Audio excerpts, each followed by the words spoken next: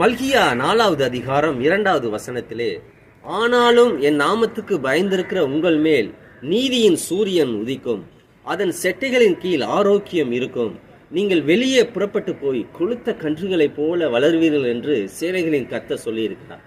இந்த வசனத்தை யாருக்கு சொல்லி இருக்கிறார் என்றால், கடைசி நாட்களில் அக்கினி சூளையை போல ஒரு நாள் எழும்பும்.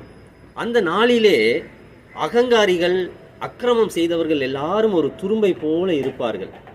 அந்நாட்களிலே அவர்கள் இந்த அக்கினிக்கு இரையாவார்கள் என்று அங்கு சொல்லப்பட்டிருக்கிறது. அவர்கள் மாத்திரம் அல்ல, அங்கு சொல்கிறார், வேரையும் கொப்பையும் கர்த்தர் நிர்மூலமாக்கி போடுவார் என்று சேனைகளின் கர்த்தர் சொல்கிறார்.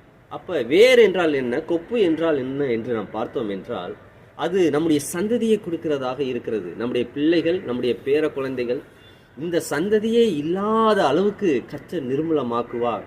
அந்த நாள் ஒரு அக்கினி சூளையை போல அது இருக்கும். அந்த நாளிலே இந்த அகங்காரியாய் இருக்கிறவர்களும் இந்த அக்கிரமம் செய்தவர்களும் ஒரு துரும்பை போல இருப்பார்கள். அதனால ஆண்டவர் என்ன சொல்றாரு, ஆனாலும் என் நாமத்துக்கு பயந்திருக்கிற உங்கள் மேல் நீதியின் சூரியன் உதிக்கும், அதன் செட்டைகளின் கீழ் ஆரோக்கியம் இருக்கும், நீங்கள் வெளியே புறப்பட்டு போய் கொழுத்த கன்றுகளை போல வளர்வீர்கள் என்று சொல்கிறார். அப்படி என்றால் நாம் கர்த்தருக்கு பயந்தவர்களாய் இந்த பூமியிலே நடக்கிற பொழுது நிச்சயமாக அவர் தமது செட்டைகளின் நிழலிலே நம்மளை மறைக்கிறவராக இருக்கிறார். செட்டைகளின் நிழலிலே நம்மளை மூடி மறைக்கிறவராக அவர் இருக்கிறார்.